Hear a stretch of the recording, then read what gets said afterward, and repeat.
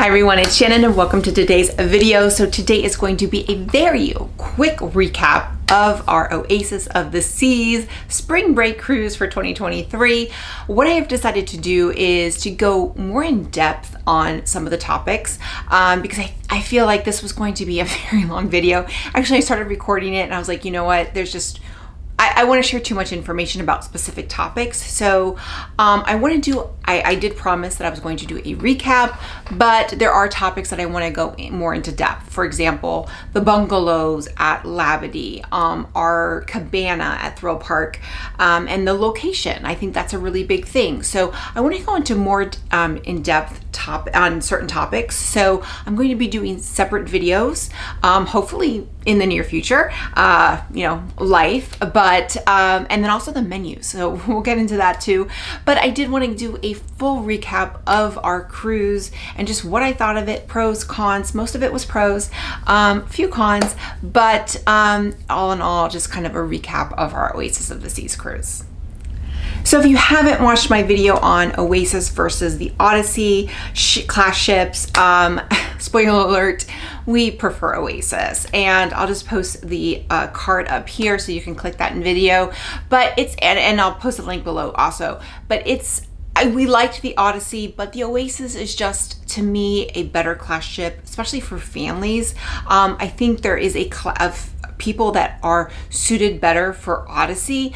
I also think it's really great. I think that's the class of ship that goes to Alaska. I think it would be a great class of ship to go to Alaska. But for us, Caribbean, I much prefer the Oasis. I will say our ship was full. It was full, and it was sold out, and it was sold out for a while.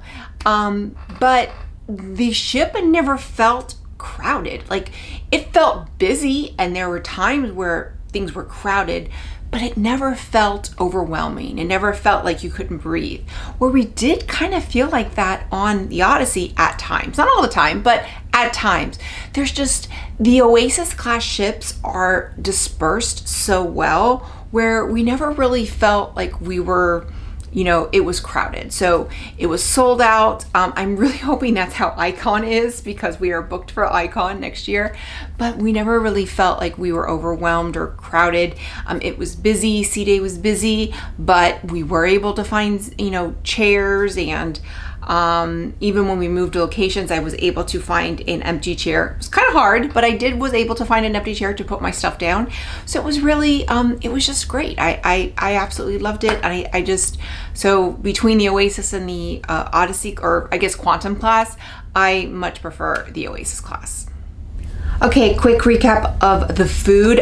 So this was our first time with the brand new dinner menus, and we love them. I am going to do a more in-depth video kind of talking about each menu and what we had and what we thought of it. Now, we aren't foodies, and I don't spend a lot of time reviewing food because we kind of like what we like, and we try to eat very healthy as on a cruise, healthy for a cruise, but and then kind of go off the rails the last day or two. But so nobody wants to watch that, right? But for the most part, we thought the menus were great. There was one day where there wasn't a lot of selection for me because I am gluten-free, but I had the option to get the steak from Chops, and which was great. We wanted to go to Chops, we couldn't get in, so it was a great option to have the filet from Chops, which was great. So I did end up paying $20, but I thought the menus were great. We thought they were wonderful. The Solarium Bistro, if you haven't watched that video, on both the Odyssey and when we were on the Symphony of the Seas, you didn't need a reservation, right? It's recommended to have a reservation. And I remember we made a reservation on Symphony, and then we had made a reservation on Odyssey, and honestly, they didn't even ask us, right? I just remember them not even asking us.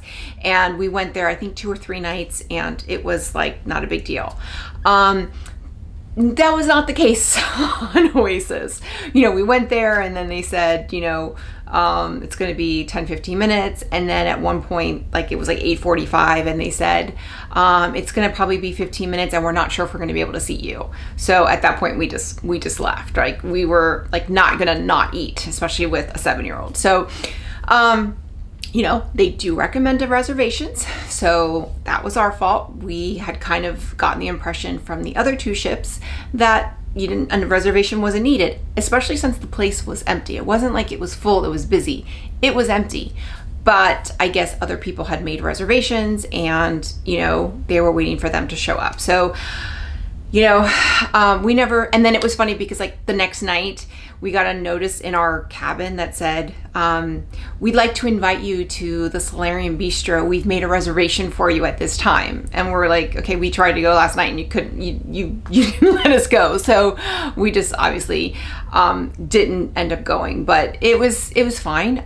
We loved the dinner menu anyway, so we loved the main dining. So we ended up eating in main dining every night, and that was never the plan. It was never the plan to eat in the main dining every night, but the new menus were so great and we loved my time dining that it really worked out. So we were very, very happy with that. So just with Solarium Bistro, no, like don't think you can just walk in. It's just, at least on Oasis, it was not like that. So, but the main dining was fantastic. As far as specialty, we never ate them. We were actually booked for $150 and we enjoyed the main dining so much that we ended up canceling. It was just not worth spending $130 to when we were really enjoying the main dining. So I'm glad we didn't do that because it was going to be the last night and our last night meal was fantastic. So we didn't, I don't feel like we missed anything by not doing specialty dining. Now, if you cruise a lot, obviously maybe you want to do that. But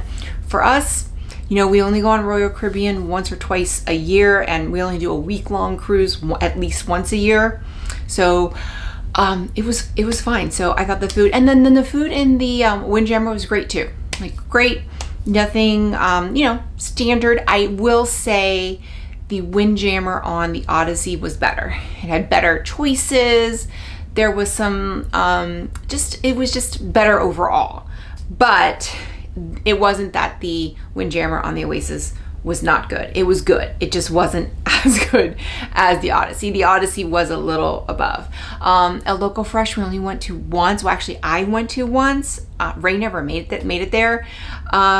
But it was, you know, we ate in Sorrento's a lot. My son had pretty much Sorrento's every night. So did my husband. So, you know, it was great. But I will say the dinner ended every night at like 9 unless you went on the promenade. So, you know, there really wasn't any options, you know, past Sorrento's or the promenade cafe. So there really wasn't many options for me, you know, past 9 o'clock. But I thought the dinner and the food and the main dining and the new menus were fantastic. So shows, we're not big show people. I've talked about this before. Now I did get to see a little bit of Cats. I really liked it. I know that a lot of people, I was reading that people did not like Cats on the ship.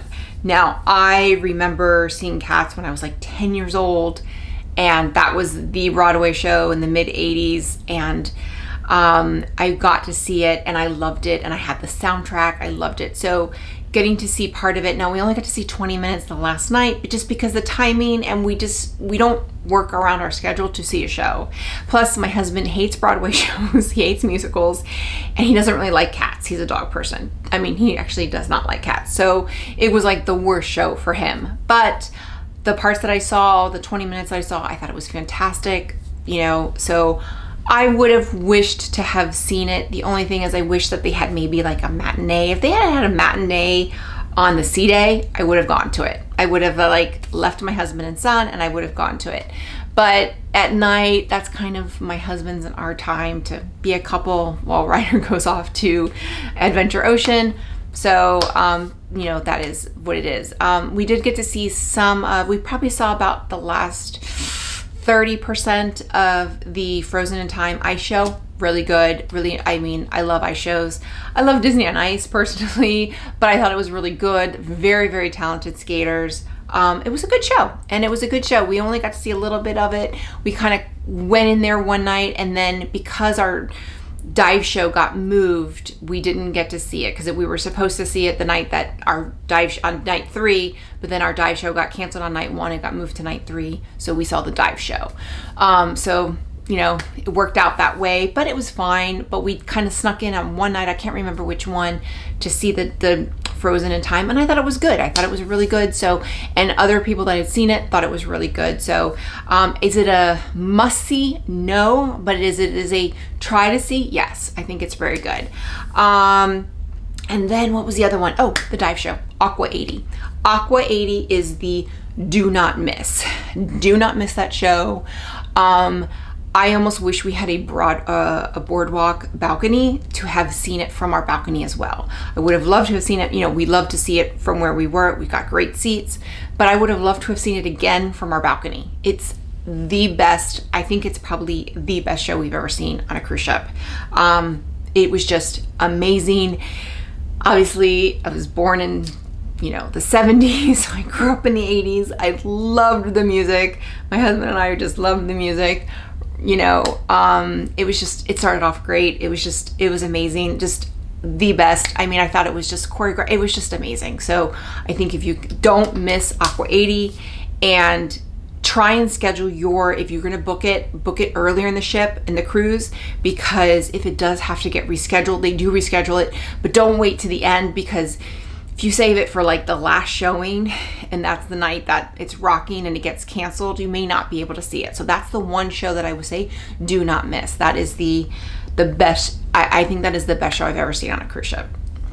Now we ended up seeing also, I think it was Michael Harrison, that was from America's Got Talent. He was a ventriloquist and a magician. Fantastic. We kind of just ended up kind of seeing it and we're like, oh, let's go. It was at 10:15. We picked up Ryder. We took him. Ryder loved it. He thought it was hilarious. There were some other kids in the audience. He actually brought another child up on stage, but it was clean. It was fun. Ryder really loved it, and he was really good. So evidently he is also on a lot of Disney cruises, but he does a lot of cruise lines and shows. So you know, obviously I'm not going to spend too much time on him, but he was fantastic. So if he's ever on a, you know, cruise ship, I thought he was great. And that was one we really weren't planning on seeing, but we saw and had no regrets and really enjoyed seeing him. So for the ports, we did not do any excursions in St. Thomas and San Juan. San Juan, totally can do it on your own. We went to the fort, walking distance, great. We saw the gentleman that was selling crystals. My son has that little crystal, which was fantastic. Got a snow cone, great, it was perfect. And it was a late in the afternoon, so there really wasn't much to do. So I thought we had a really great time. St. Thomas, would I do the sky ride again? No. I thought it was great. I think it's worth doing once, but would I do it again? No, especially it having gone down. But if you are going to do it, definitely do it early in the day. And I do recommend doing it through the ship just because of what happened with us. That way, if you were late getting back, there were 2 people that got left. If you didn't see that video, post a card here. There were 2 people that were left on our ship. I don't think it had anything to do with the sky ride, but they were left because we left at like 2:30, or I guess we had to be on by 2:30, but we left at like 3. But the Pirate Museum was a lot of fun. I really liked the Pirate Museum. My son really liked the Pirate Museum. It was a lot of fun. That was on a plan. So, you know, but the taxi ride was quite a bit of money. You know, so, you know, it was just, the last time we went to St. Thomas, which was 10 years ago, the port was right there, but now we're on the other side. So, but it was a lot of fun. There's a lot of things to do in St. Thomas. Do you need an excursion? No. However, if you have a short period of time, just make sure you're either getting back to the ship within at least an hour before, and if you're really, you know, want to do a lot of things, then do just a shore excursion through the ship, because that way you're rest assured that they're not going to leave you. Blvd, I'll go into more in depth. I'll probably do a longer video on Blvd and our experience at Blvd. The dragon tail slide, don't do it. Don't do it. A dragon splash or whatever, no, don't do it. Burnt my butt, no. I mean, none of us enjoyed it. Like, we enjoyed it, but it was like we had bought the all-day pass and we never did it again. We did it once. But the aqua park, so much fun. So much fun. Like, it was exhausting, but so much fun. The beach bungalows, really great. Absolutely loved it. Would do it again if I got the same price. You know, right now it's going like for $550. I don't think I would pay that because you could find other spaces there, but we got it for like $280. Totally would do it. So, but I thought it was great. Loved Blvd, missed Blvd, anxious for my son to be taller and way more so that he can do the zip line and do a lot of the things, because right now there's a lot he can't do, but was great. And then Coco Cay, loved it. Perfect day at Coco Cay. Love the thrill park. It's great. Love the cabana. I'll go into more in depth in a separate video on that. However, right now the cabanas for our cruise for next year are already sold out, and they were $1,800 anyway, which we can't afford. And then plus the Icon that we're going to be on is going to have like a water park. So right now I don't think we're going to do the Thrill Water Park on Coco Cay because we're going to have a water park on the ship, and the tickets are $188 a piece. So it's going to be like $600 for us to do a water park. Yeah, so right now for Icon in March of 2024, we're probably going to skip it, the water park on Coco Cay, just because we're going to be a water park, but we have already reserved beach bed, which we've done before and loved it. So fortunately our son is pretty cool. Like, he just kind of goes with the flow, like whatever we book, he's cool with. So right now we have booked a beach bed on Breezy Bay at Coco Cay, so that's what we've done, but I'll get into more in depth on Coco Cay and Blvd. I'll do separate videos on them, but don't feel like you have to do, and you don't really even have to do anything. Like, you can just kind of walk around both. Like, you don't even have to spend money on both of those, and actually on all the ports. Right now we really don't even have any excursions planned on the other ports for our upcoming cruise next year. We're going to St. Thomas and St. Kitts, and I've never been to St. Kitts, so we're gonna do something. But the thing we wanted to do is already booked. We wanted to do a safari zip line, and it looks like it's already sold out. So maybe we'll do something else. Maybe we'll do something on our own. I don't know. St. Thomas, maybe we'll just explore. I don't know what we're gonna do, but don't feel like you have to do something. The one thing about Royal Caribbean ships specifically, and especially like the Oasis and now the Icon class, is that the ships are so amazing that you can stay on the ship and never have to leave. Like, it is almost like an all-inclusive resort. So that's kind of how I treat it.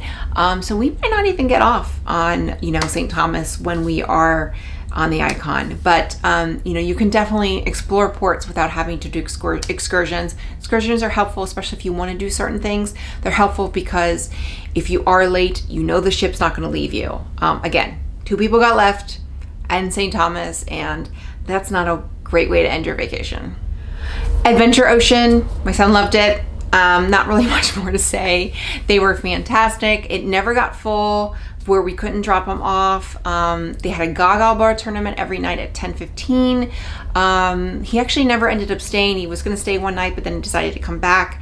But you have to pay, I think it was $10 an hour past 10 o'clock, and they were open every night because there were kids being dropped off at 10, which I thought was kind of funny because that didn't happen on the Odyssey. But he had a great time. He loved it. He could have stayed there all day long. It is closed from it was open from when we were like sea days. It was like 9 to 12, and then 2 to 5, and then 7 to 10. It worked. We could he have stayed there? He would have stayed there from like 9 to 10 o'clock at night and not even blinked twice. But it worked to kind of take those breaks and have those. So, we just kind of worked it around our schedule, and we really, really enjoyed it, and he loved it. So he loved Adventure Ocean. He's just that type of kid, but he loved it and had a really great time. And I think for the last thing for this video, as far as just kind of overall, is the pictures. I'm gonna talk about pictures. On Odyssey, we had purchased the package, I think of 100 pictures, and we didn't even have that many. Photographers were hard to find.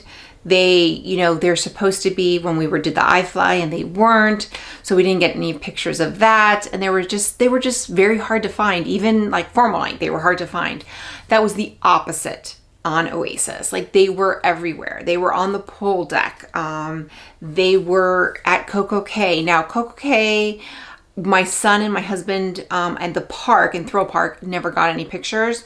When the photographer was at the slide, they were at the wave pool, and like we saw a photographer there like twice, and both times they were like not at the slides. They were at the wave pool. So I got a picture, but my husband and son didn't. But we got pictures on Coco Cay. But we got pictures every day. They were even at the laser tag, where we were able to take a great picture of the three of us right before laser tag, which I thought was great. Like, they were just everywhere, and I ended up having 148 pictures total, and we bought a package of 100.